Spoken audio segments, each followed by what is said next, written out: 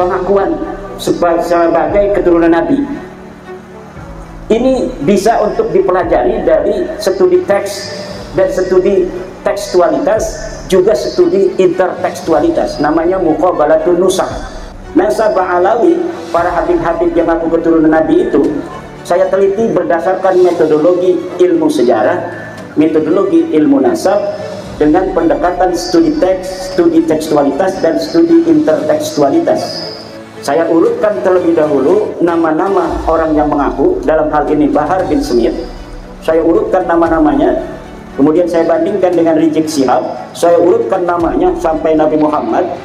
Tidak ada satu kitab pun yang menyebutkan Ahmad bin Isa punya anak namanya Ubaidillah. Kami adalah majikan kalian, kami adalah pemilik bangsa, kami adalah pemilik kedaulatan Indonesia. Karena di dalam tubuh kami mengalir darah suci kakek kami Rasulullah. Diam saudara.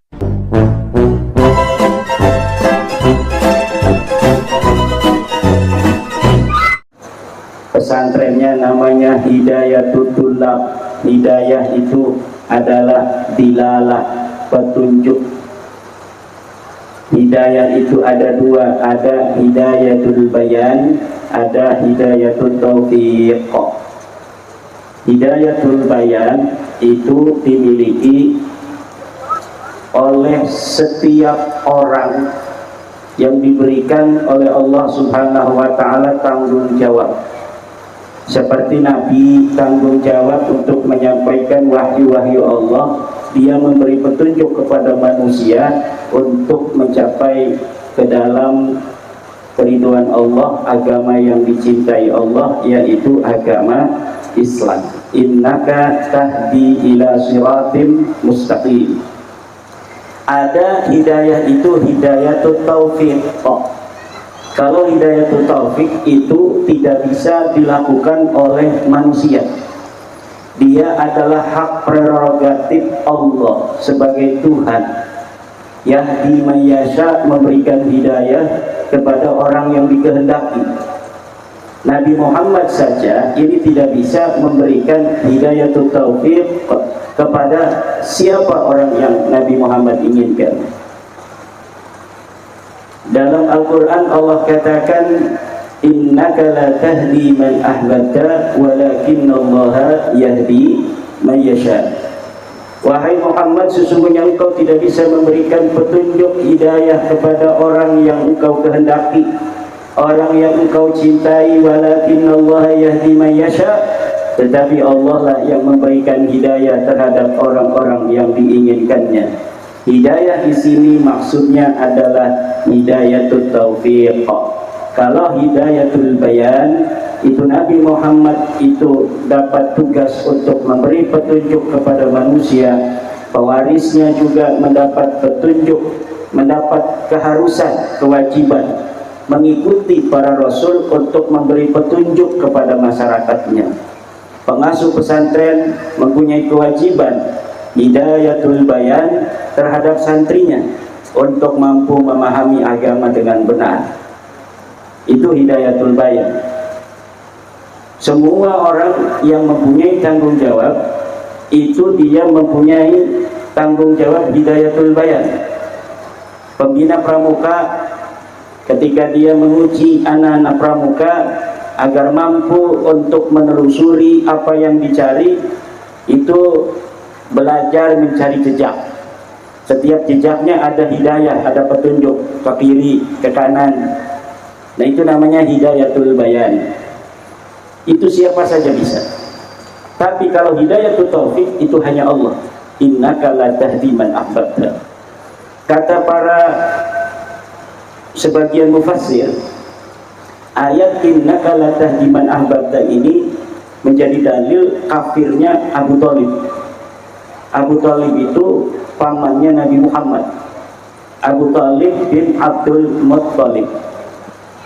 Abdul Muttalib punya anak Abu Thalib, Hamzah, Abu Lahab, Abdullah. Abdullah ini adalah bapaknya Nabi Muhammad. Punya anak lagi Haris. Anaknya Abu Thalib, Abdul Muttalib itu Ada yang langsung iman seperti Hamzah, ada yang langsung kafir seperti Abu Lahab, ada yang nunggu dulu Islamnya seperti Abbas. Abbas itu, Sayyidina Abbas, perawi hadis, itu tidak langsung masuk Islam. Ketika perang Badar, Abu Lahab, Abbas pamannya Nabi, ini masih perang bersama Nabi. Ketika setelah ditaklukkan kota Mekah, baru banyak yang masuk Islam dari keluarga besarnya Nabi Muhammad. Jadi dalam perjuangan itu begitu, Yai Haris, Yai Hariri. Jangan kita ingin cepat untuk dapat memetik hasil dari yang kita yakini, tetapi semuanya by the process, harus ada prosesnya. Allah bisa saja ketika Nabi Muhammad menyampaikan wahyu la ilaha illallah Muhammadur Rasulullah, keluarganya dulu semuanya beriman, tapi nyatanya tidak. Keluarganya bahkan banyak yang memusuhinya, terutama Abu Lahab. Padahal Abu Lahab adalah orang yang sangat menyayangi Nabi. Sebelum Nabi Muhammad itu mendeklarasikan diri bahwa beliau mendapatkan wahyu dari Allah dan untuk menyampaikan bahwa agama yang paling benar adalah agama Islam, inna dina indallahi al-islam faman yabtaghi ghairal islami dinan falan yuqbala minhu wa huwa fil akhirati minal khasirin. Sebelum Nabi Muhammad menyampaikan itu, Abu Lahab adalah orang yang sangat mencintai Nabi besar Muhammad sallallahu alaihi wasallam. Bahkan anak-anak perempuannya Abu Lahab dinikahkan dengan anak-anak perempuannya Nabi Muhammad. Jadi selain sebagai paman juga sebagai menantu atau besan, sebagai besan. Jadi Abu Talib yang sangat membela baginda Nabi itu tidak terang-terangan, Kiai Haris, untuk membela Nabi dalam ajarannya. Tapi Abu Talib hanya membela Nabi terang-terangan jika Nabi Muhammad ini ada tantangan secara fisik. Kalau Nabi Muhammad ini ada ancaman dari orang-orang kafir Quraisy, Abu Talib datang membela. Siapa yang mau macam-macam sama ponakanku berhadapan dengan aku. Tapi Abu Talib tidak pernah mengatakan saya setuju dengan Muhammad, dengan apa yang diajarkan Muhammad, bahwa tidak ada Tuhan selain Allah, bahwa menyembah patung-patung di Ka'bah itu adalah kemusyrikan, masuk ke dalam neraka. Itu Abu Talib belum pernah mengatakannya. Tetapi apabila Nabi Muhammad lagi pergi belum pulang, langsung Abu Talib itu menanyakan kepada orang-orang kafir Quraisy, bahkan mengancam, ponakanku belum pulang di sore hari, kalau dia tidak pulang seluruh orang-orang Mekah akan saya bunuh semua. Dan itu sudah siap. Jadi Abu Talib dari Bani Hashim terkenal orang yang sangat dihormati, sangat santun, tidak pernah perang-perang yang bergajul-bergajul, tapi orang tahu bahwa kalau mereka Bani Hashim ini perang, mereka perangnya paling hebat, paling tangguh di dalam melawan musuh. Nah, hari ini Kiai Haris, Kiai Hariri, ada perbedaan pendapat ulama tentang Abu Talib. Apakah Abu Talib ini dia kafir? Apakah Abu Talib ini dia mukmin? Orang-orang yang mengatakan Abu Talib adalah kafir berdasarkan ayat di atas. Mana ayat di atas? Yang tadi saya sebutkan, yaitu innaka la tahdi man ahbabta walakinallaha yahdi man yasha. Menurut beberapa hadis ini diturunkan untuk Sayyidina Abi Talib. Kata sebagian para ulama, Abu Talib itu kafir karena asbabun nuzul daripada ayat innaka la tahdi man ahbabta adalah Abu Talib. Berarti Abu Talib itu tidak diberikan hidayah oleh Allah Subhanahu wa ta'ala, dalam kurung dia masih kafir. Orang yang mengatakan Abu Talib adalah seorang mukmin menolak pendapat ini. Mereka mengatakan tidak bisa ayat innaka la tahdi man ahbabta ini menjadi sebab turunnya menjadi sebab turunnya ayat itu adalah peristiwa Abi Thalib. Tidak bisa. Jadi Abi Thalib itu ketika meninggal, itu Nabi Muhammad masih ada di Mekah. Sebelum Isra Mi'raj, Abu Thalib meninggal. Sayyidatuna Khadijah juga meninggal di tahun yang sama, sehingga tahun itu disebut dengan amal hazan. Sedangkan ayat innaka latahdi man ahbabta itu turun di kota Madinah ketika Nabi Muhammad sudah berhijrah. Mana mungkin peristiwa yang sudah lama terjadi ketika di Mekah itu menjadi sebab turunnya ayat yang turunnya lama sekali setelah Nabi Muhammad ada di Madinah. Bahkan ayat innaka latahdi man ahbabta ini termasuk ayat yang paling akhir turun daripada Al-Quran. Maka kesimpulan sebagian ulama yang mengatakan bahwa sebab turunnya ayat itu adalah kekafiran daripada Abi Thalib tertolak. Sebagian ulama lainnya berpegang teguh dengan hadis yang mengatakan bahwa Abu Thalib kafir. Dia berpatokan dengan hadis-hadis dari Ibnu Abbas dan hadis dari Abu Hurairah. Hadis Ibnu Abbas contohnya, Ibnu Abbas mempunyai ponakan namanya Abdullah bin Haris bin Naufal bin Haris bin Abdul Muttalib. Dia bertanya kepada Ibnu Abbas, wahai Ibnu Abbas, bagaimana kedudukan daripada Abu Thalib? Menurut Ibnu Abbas, dia pernah menanyakan kepada Nabi Muhammad, katanya huwa fi dhahdahin minan nar, bahwa Abu Thalib berada di tepi neraka. Dhahdah itu kalau laut itu pantai, garis pantai, ada airnya, tapi airnya setinggi kekiong, itu namanya dhahdah. Nah, dia di neraka tetapi hanya di dhahdahin minan nar. Tetapi hadis ini disangsikan oleh para pakar metodologi teks dan tekstualitas. Dari mana? Karena salah satu perawinya adalah Abdullah bin Haris bin Naufal bin Haris bin Abdul Muttalib, dari keluarga Nabi sendiri, tetapi ibunya adalah Hindun binti Abi Sufyan, kakaknya Muawiyah radhiyallahu anhu, yang dimana antara Abu Thalib dan keluarga Muawiyah ini terjadi pertarungan politik yang tajam. Mereka bersaing secara politik. Jadi walaupun Abdullah bin Naufal ini, bin Haris bin Naufal ini masih keluarga daripada Bani Abdul Muttalib, tapi beliau ini lebih dekat ke Bani Umayyah secara politik. Bahkan dia diangkat sebagai gubernur di kota Basrah.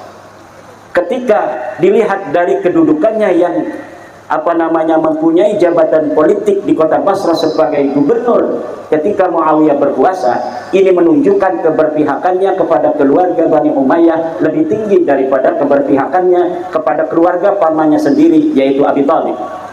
Dari situ para pakar-pakar hadis menyaksikan riwayat ini. Kenapa? Karena perawinya punya kepentingan.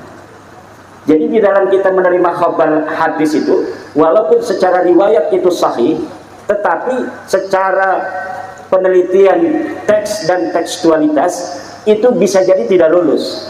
Seperti hadis ini. Ini hadis sahih. Min jihatir ruwat sahih. Periwayatnya itu semuanya ahli-ahli adalah yang jarang berdusta, dihukumi sebagai perawi-perawi yang adil, sehingga dia masuk ke dalam kitab Imam Muslim.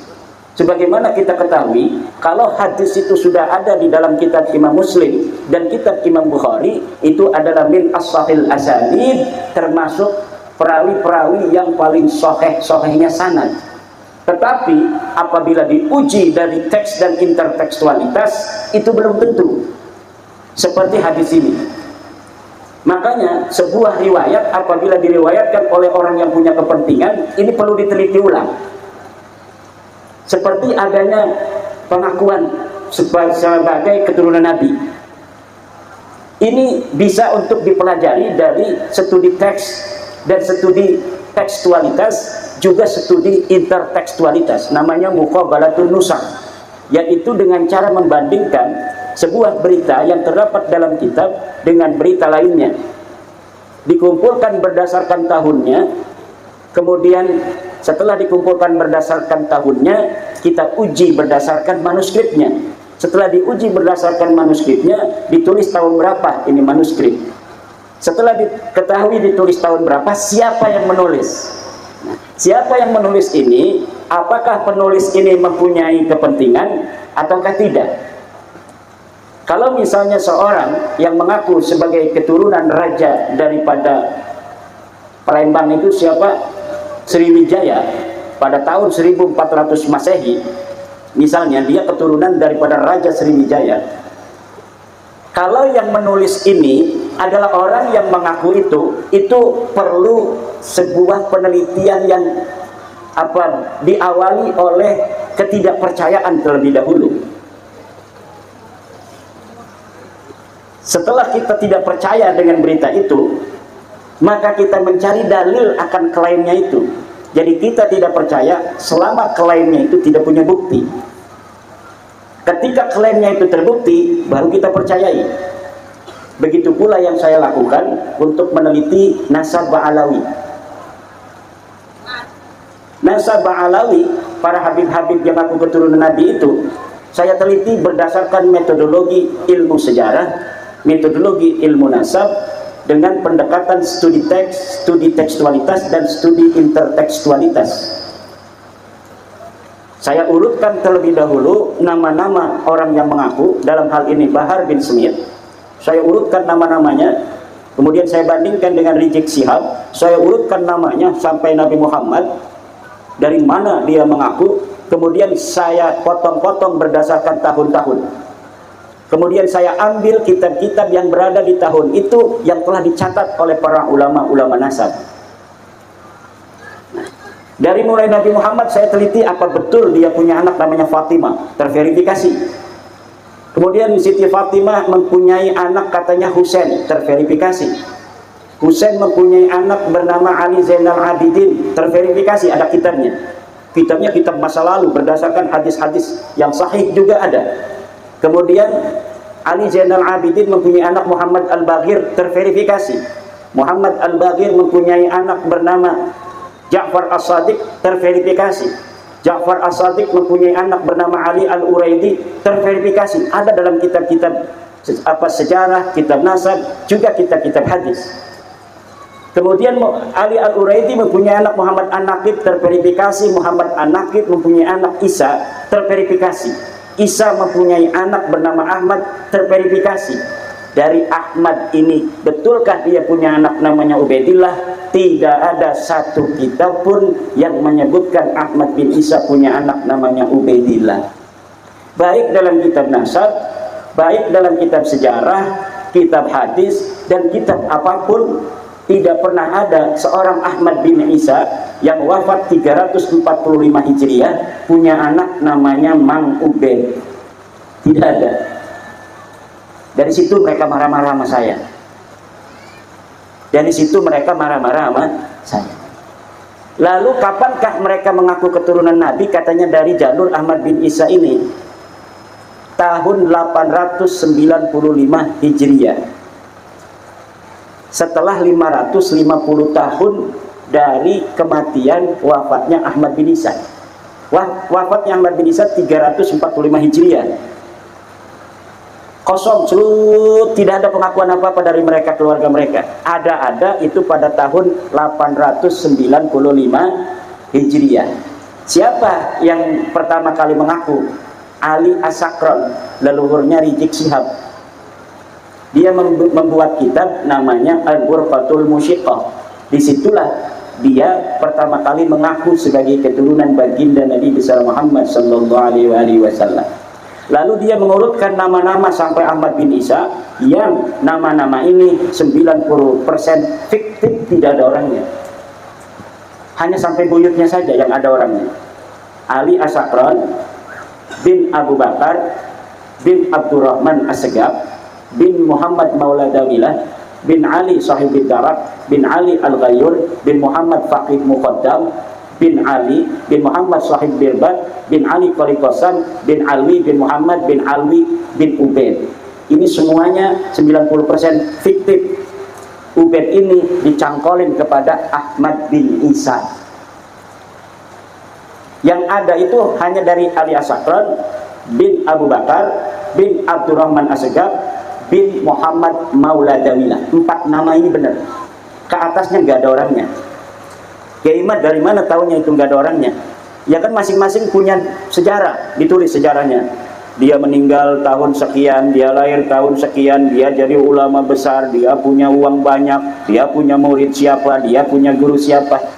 Nah, guru-guru yang disebutkan kadang-kadang orang yang historis, orang-orang yang betul-betul ada. Nah, orang-orang yang betul-betul ada itu kan ada kitab-kitab yang menyebutkan ketika orang itu hidup oleh ulama-ulama lain. Karena sejarah tidak pernah berdiri sendirian. Dia pasti berkaitan dengan orang-orang banyak. Pasti di antara orang-orang itu, kalaulah dia itu circle ulama, ada yang menulis kitab. Dan dia menuliskan, saya berguru pada siapa, saya punya murid siapa. Nah, ketika kita teliti, misalnya, seorang bernama Faqih Muqaddam, katanya dia belajar thariqah dari Abi Madyan. Dari mana dia belajar thariqah Abi Madyan itu yang sudah wafat? Katanya dari seorang dari Maghribi. Orangnya ini nggak ada. Orang-orang yang disebutkan ini nggak ada. Kenapa? Karena Faqih Muqaddamnya sendiri, Yai Haris, tidak ada orangnya. Jadi banyak orang hadarat Faqih Muqaddam, wali besar Qutub Rabbani, itu orangnya tidak ada. Tidak terverifikasi sebagai orang yang pernah ada di alam dunia berdasarkan kitab-kitab sejarah yang ditulis pada masanya yang menyebut kota Tarim. Kan di kota Tarim itu banyak ulama juga. Nah, ulama-ulama itu kadang-kadang ada perbedaan pendapat dengan ulama lainnya. Itu ditulis siapa-siapa ulama di kota Tarim tahun 560 ketika Shahib Mirbat ada. Ternyata tidak ada. Siapa Faqih Muqaddam ada 650 di kota Tarim terjadi peperangan. Ulama yang meninggal siapa saja dicatat oleh kitab-kitab itu. Tetapi nggak ada yang mencatat Faqih Muqaddam pernah ada di kota Tarim. Tidak ada. Dia punya ayah namanya Ali. Ali punya ayah katanya Muhammad Shahib Mirbat, ulama besar yang ada di Mirbat. Mirbat itu sekarang masuk Oman. Katanya dialah orang yang menyebarkan mazhab Syafi'i yang ada di kota Mirbat. Dia guru daripada Muhammad bin Ali Al-Qal'i. Setelah saya teliti di kitab-kitab yang ada di tahun itu 650 Hijriah, betul ada orang namanya Muhammad Al-Qal'i, ulama besar, tapi dia tidak punya guru namanya Muhammad Shahib Mirbat, leluhurnya Rizik Syihab ini nggak ada. Jadi orang ini sengaja diciptakan namanya untuk menjadi mata rantai sehingga bisa disambungkan sampai Ahmad bin Isa ini. Jadi Ahmad bin Isa yang ada di 345 Hijriah, yang kesejarahannya itu telah terverifikasi oleh kitab-kitab nasab dan kitab sejarah, mempunyai anaknya itu ditulis semua anak-anaknya. Nggak ada yang namanya Ubaid leluhurnya Rizik Syihab itu. Di dalam kitab nasab itu sudah ada sejak tahun 380 Hijriah. Ada siri silsilatil alawiyah karya Abu Nasr al-Bukhari. Tidak ada Balawi ditulis keturunan Nabi itu, Habib itu. Kemudian ada kitab di abad kelima namanya Tahdhibul Ansab, dikarang oleh Imam Al-Ubaidili 345 Hijriah. Disebut nama Ahmad bin Isa, disebut nama anaknya, tapi tidak ada yang namanya Ubaid. Ada lagi kitab di abad kelima namanya Muntaqilatul Talibiyah karya Ismail Toba 370 Hijriah. Di situ disebutkan nama Ahmad bin Isa, disebutkan anak-anaknya, tapi tidak disebutkan dia punya anak namanya Ubaidillah. Masih di abad kelima ada lagi kitab yang dikarang oleh seorang ulama yang namanya An-Umari 490 Hijriah, disebutkan Ahmad bin Isa, disebutkan nama anak-anaknya, tapi nggak ada yang menyebut dia punya anak namanya Ubaidillah atau Abdullah. Kemudian di abad ke-6 seorang ulama besar dari Ahlussunnah wal Jamaah yang namanya Imam Fakhruddin Ar-Razi, pengarang tafsir Mafatihul Ghaib, pengarang kitab usul fikih Al-Mahsul, idza utliqal imamu fi usulil fiqh fal muradu bihi al-Imam Fakhruddin Ar-Razi. Dia mengarang kitab nasab namanya Asy-Syajarah Al-Mubarakah pada tahun 597 Hijriah. Dia wafat 604 Hijriah.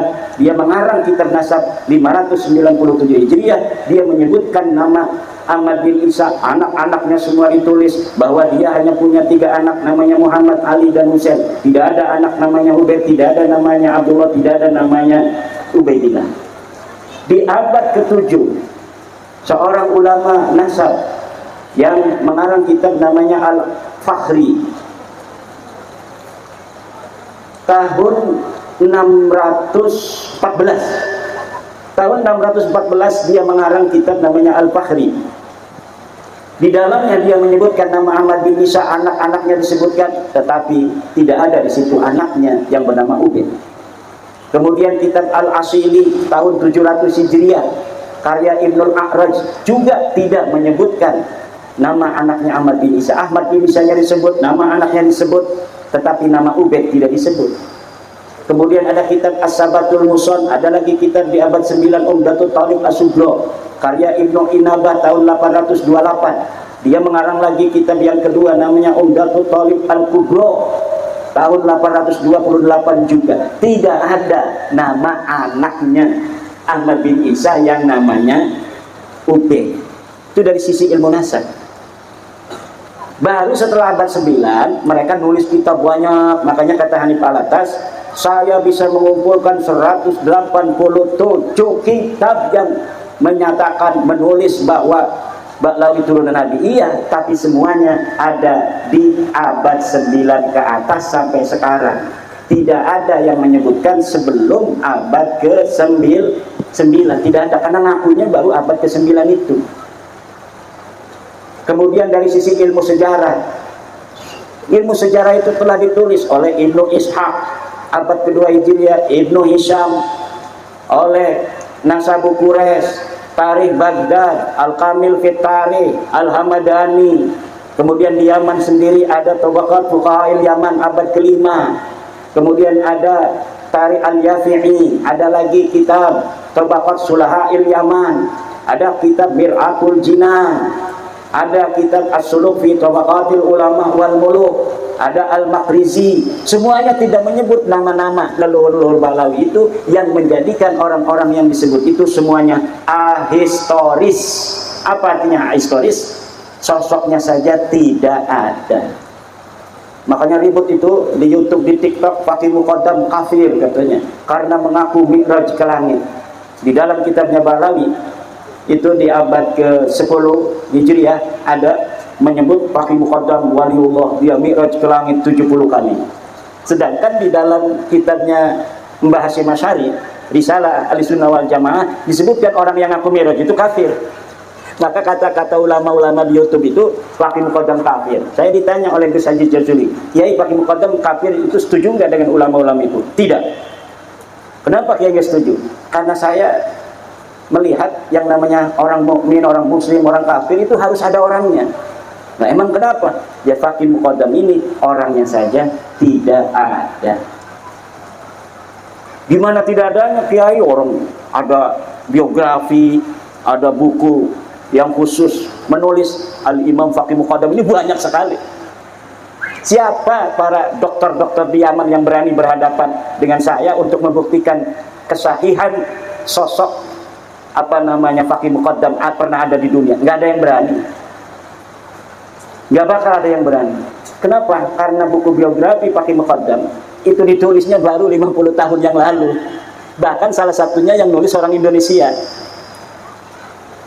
Jadi kesejarahannya ditulis dari ruang hampa, diambil tanpa referensi, tanpa bukti primer, tanpa bukti sekunder, tanpa data eksternal, tanpa data internal yang sezaman yang ada pada masanya, tidak ada. Berbeda dengan kesejarahan daripada seorang Sayyidi Syekh Abdul Qadir Al-Jailani. Seorang Sayyidi Syekh Abdul Qadir Al-Jailani yang ada di abad ke-5, ke-6, itu orang yang ada di abad ke-6 mengarang kitab namanya Ibnul Jauzi. Ya, dia menyebutkan di Baghdad ada ulama besar namanya Syekh Abdul Qadir Al-Jailani. Itu membuktikan sosok ini betul-betul historis.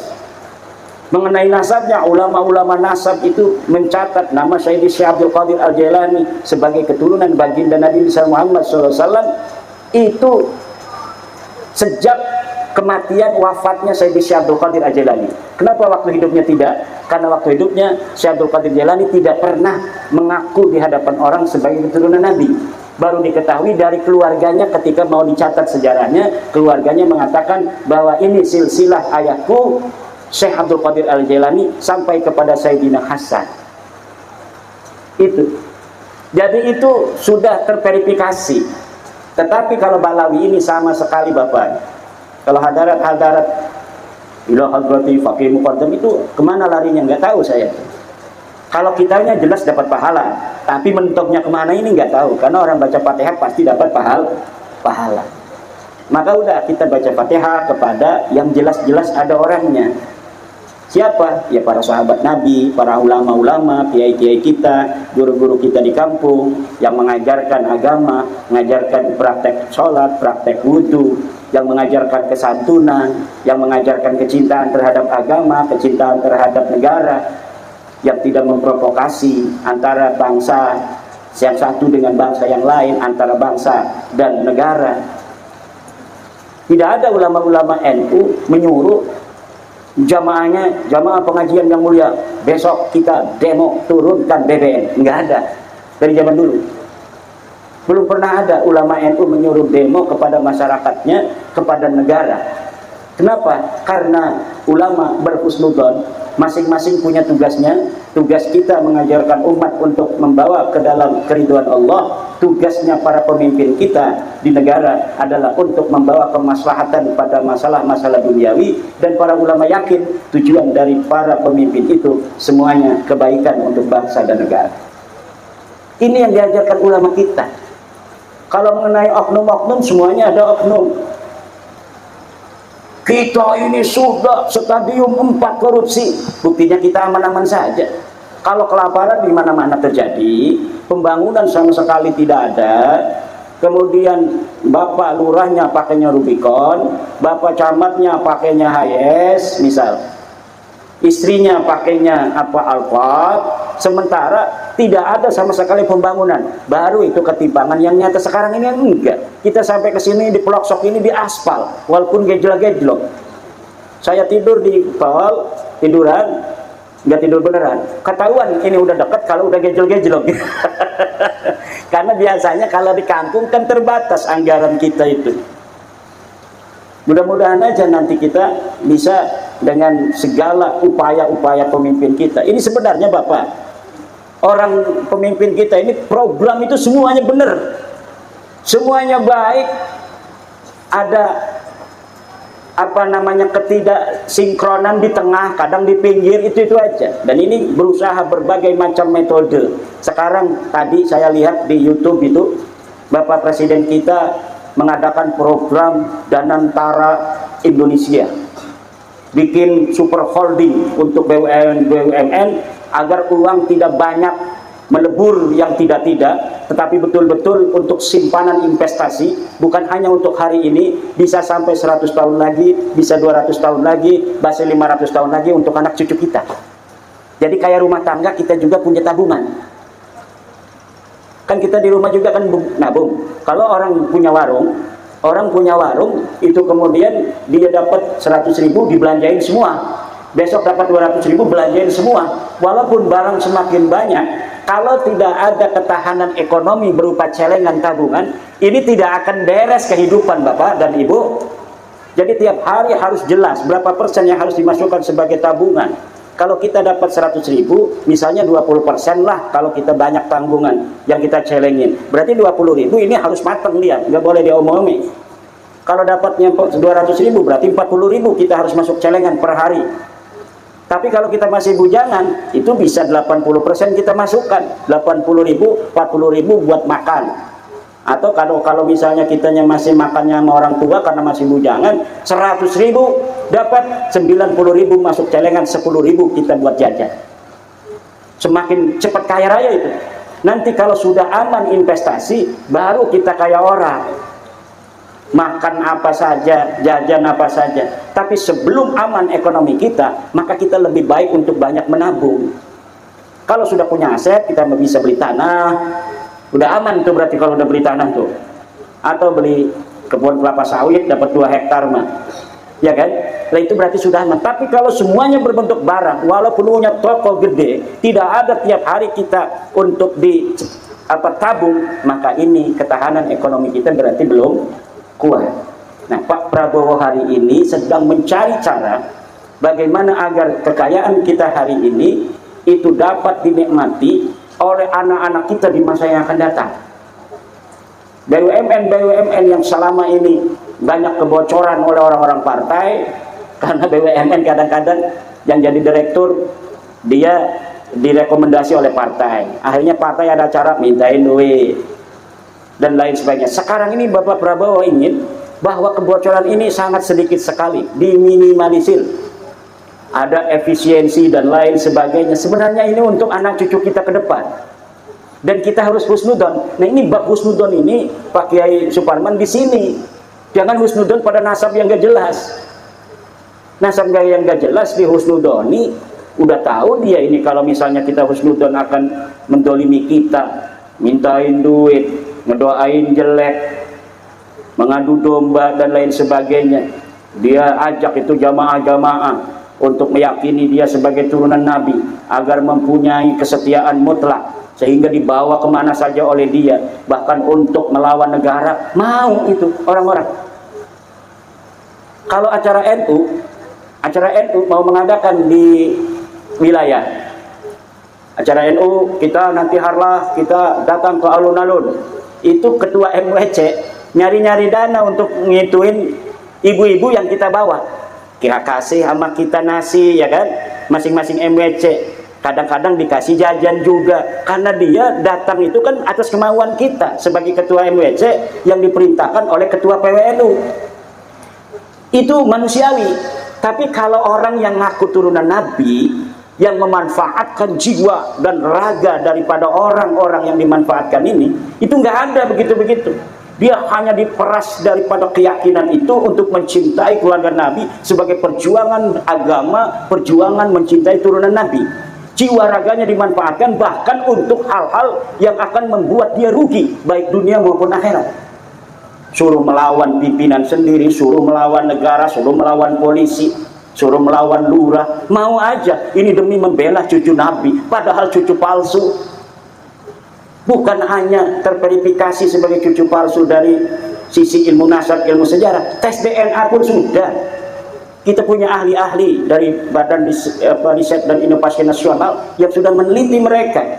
Yang tampil hanya hanya Dr. Sugeng Sugiarto, di belakangnya banyak lagi yang sedang menunggu. Kalau misalnya ada dialog atau diskusi debat tentang DNA, bukan hanya Dr. Sugeng, di belakangnya masih ada profesor-profesor yang siap membantu kita untuk membuktikan Ba'lawi ini bukan keturunan baginda Nabi besar Muhammad sallallahu alaihi wasallam. Baik ahli DNA dari dalam negeri maupun ahli DNA dari luar negeri, bahkan dari Yaman. Dari Yaman sendiri pakar DNA-nya akan membantu kita. Tetapi sampai saat ini mereka nggak berani. Suruh tes DNA kayak takut apa namanya itu semut sama api. Oh, kalau ngomong DNA langsung lari aja. Kenapa? Karena sudah 180 orang dari keluarga mereka yang tes DNA, dan 99% mereka bukan hanya terverifikasi bukan keturunan Nabi, tapi mereka terverifikasi bukan orang Arab, tapi orang Kaukasus yang pindah ke India, kemudian jalur ibunya dari India, jalur ayahnya dari Kaukasus. Makanya secara tes DNA, YDNA, yaitu cara tes DNA untuk mengetahui jalur laki sampai Nabi Adam, itu mereka terverifikasi sebagai orang Kaukasus, orang Turki, perbatasan Turki, Iran, apa namanya itu Bosnia, di situ Kaukasus, pegunungan Kaukasus. Dulu orang-orang Yahudi Khazar. Yahudi Hazar itu orang-orang Yahudi yang ngaku keturunan Nabi Yakub, tapi mereka sebenarnya bukan keturunan Nabi Yakub. Nah, kemudian dia pindah ke India, kawin dengan orang-orang India.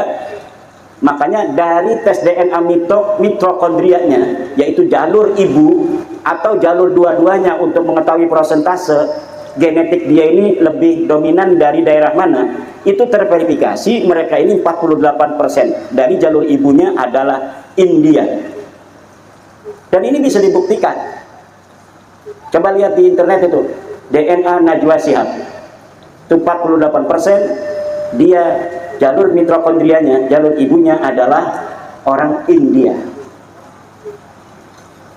Nah, ini permasalahan kita semua, terutama warga Nahdlatul Ulama, karena yang percaya kepada penghormatan terhadap keturunan Nabi itu hanya Nahdlatul Ulama. Orang Muhammadiyah dari dulu udah merdeka, makanya mereka kaya raya, karena duitnya buat nabung, bukan buat kabin. Kalau di Lampung ini sampai ada yang ngasih high es itu sama kabin. Ada yang ngasih Alphard, orang Lampung mukibin, orang mukibin diminta apa aja kan di depan orang malu, dia kasihin aja turunan Nabi ini, mudah-mudahan saya berkah. Padahal bukan turunan Nabi, jangankan turunan Nabi, orang Arab aja bukan. Coba lihat wajahnya Raja Salman dengan wajah para kabib-kabib itu, beda, bainal masyriqi wal maghribi. Nah ini, kalau misalnya pengakuan itu tidak berdampak sosial, ya tidak apa-apa. Orang ngaku ini urusan dia itu, tetapi pengakuan ini wajib untuk kita bongkar karena berdampak sosial. Karena pengakuan mereka selama ini dimanfaatkan oleh mereka untuk menindas spiritualitas jiwa masyarakat yang percaya dan takdim kepada keturunan Nabi, sehingga dengan itu mudah untuk dimanfaatkan secara ekonomi dan secara politik. Berbahaya untuk ketahanan nasional. Kenapa? Kalau semua orang itu didoktrin harus hitam putih ikut keturunan Nabi, padahal palsu begitu. Namanya keturunan Nabi asli kan pasti membawa kebenaran, membawa kepada kebaikan. Kalau yang palsu kan enggak. Kalau dianya lebih dominan, darahnya bukan darah Nabi, kemudian orang percaya dia cucu Nabi, ya akhirnya anak-anak kita, saudara kita, masyarakat kita meyakininya ikut Nabi, turunan Nabi, padahal dibawa ke jalan neraka. Coba selama ini siapa yang bikin ribut ini negara? Ya kalangan mereka saja. Orang Jawa punya akhlakul karimah yang tinggi, orang Aceh, Sumatera punya akhlakul karimah yang tinggi, orang Batak punya akhlakul karimah walaupun suaranya keras, tetapi nggak pernah ada orang Batak macam-macam itu untuk apa suku lainnya, untuk bangsa negara adem ayem aja. Orang Madura ngajakin carak melulu, tetapi belum ada dia itu mau mengusak ngasik negara dan kebangsaan kita. Jadi bangsa Indonesia ini bangsa besar yang mempunyai peradaban tinggi, akhlak mulia tinggi, keturunan orang-orang besar zaman masa lalunya. Jangan mau kita direndah-rendahkan oleh orang-orang yang hanya mengaku keturunan Nabi tanpa ada buktinya. Ini pentingnya.